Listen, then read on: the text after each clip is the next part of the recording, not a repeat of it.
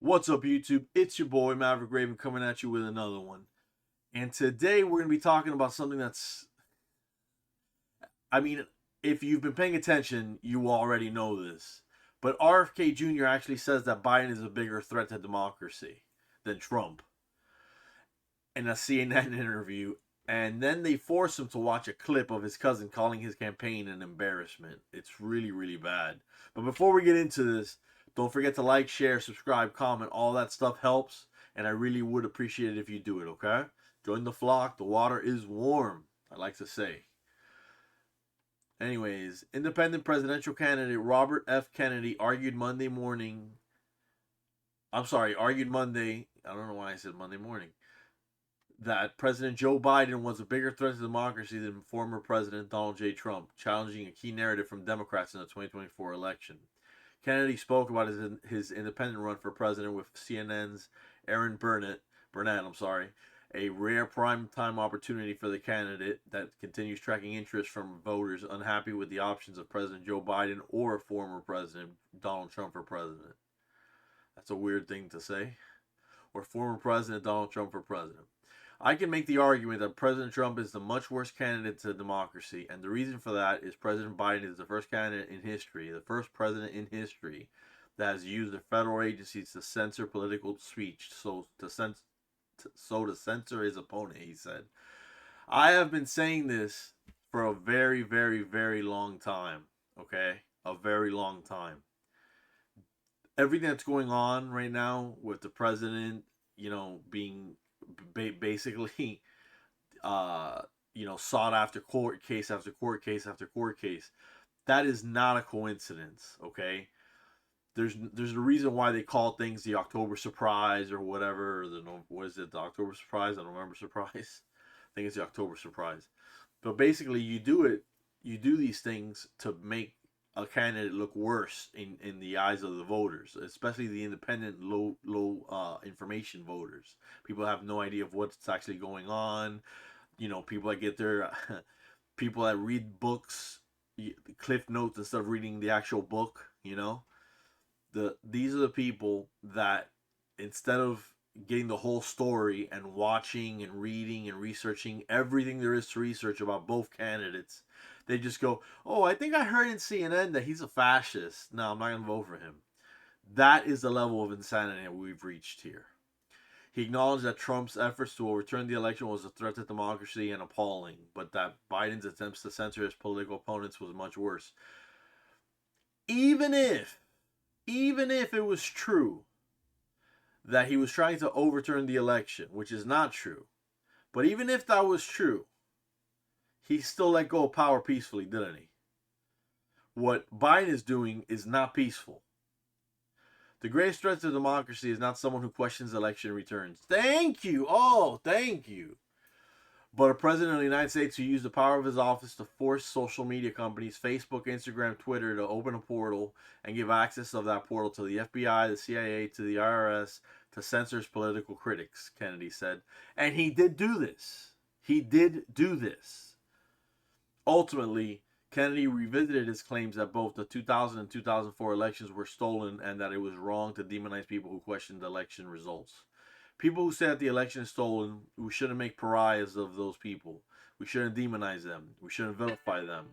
What we should be doing is saying, let's all get together. Excuse me, Republicans, Republicans and Democrats, and fix the election system, he said. Burnett played a CNN interview of Kennedy's sister, Rory Kennedy, asking him to respond to her concerns that Kennedy would undermine Biden's re-election campaign. Who cares? And then we got a nice little graph here. Biden is losing more of his 2020 vote and losing more votes to RFK Jr. and undecideds than Trump is. Ooh. Fancy graph. Can hardly understand it there. Good lord. Yeah, what mess is this? Anyways, a recent DailyMail.com partners survey shows Kennedy attracting 9% of Biden supporters who voted for him in 2020. Kennedy acknowledged that some of his family members were not supportive of his presidential campaign, but said that that was normal. I have a big family, about 105 cousins on the last time we counted, Kennedy said. I have a big family. I don't know anybody in America who's got a family who agrees with him on everything. That's 100% true. But you know what? I got to tell you something.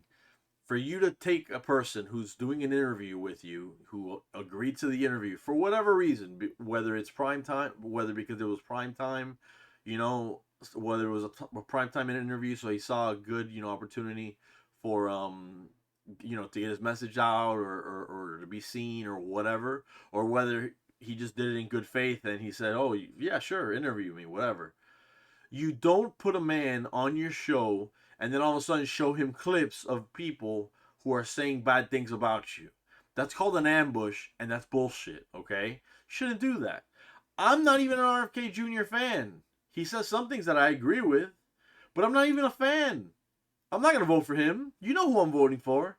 Come on now, flock. You know, if you're here, you know I'm voting for Trump. You know it. Because I'm a conservative.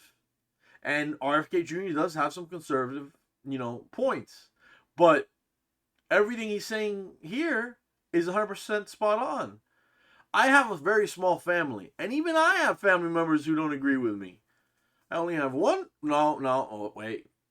I lied. I have two family members that don't agree with me.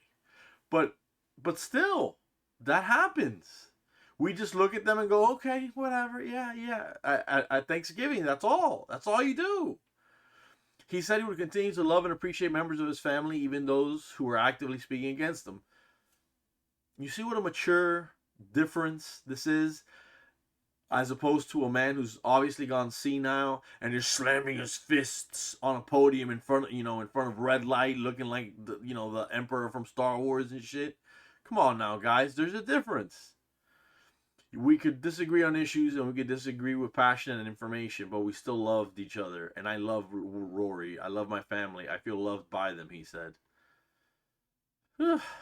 Man, that guy is a better man than I guess.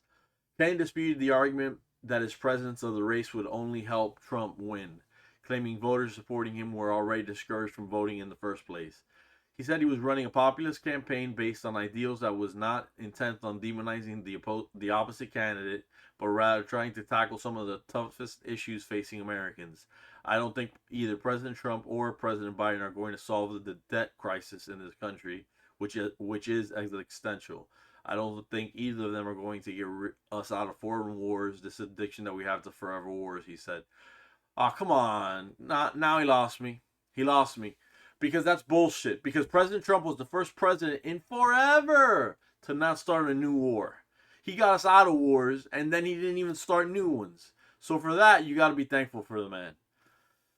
But that's what the video's about, guys. If you liked it, please leave a like. All that social media stuff, I would really, really, really appreciate it. I'll leave the link below so that you guys can make of this what you will. But for now, be safe, be good to one another, and stay based.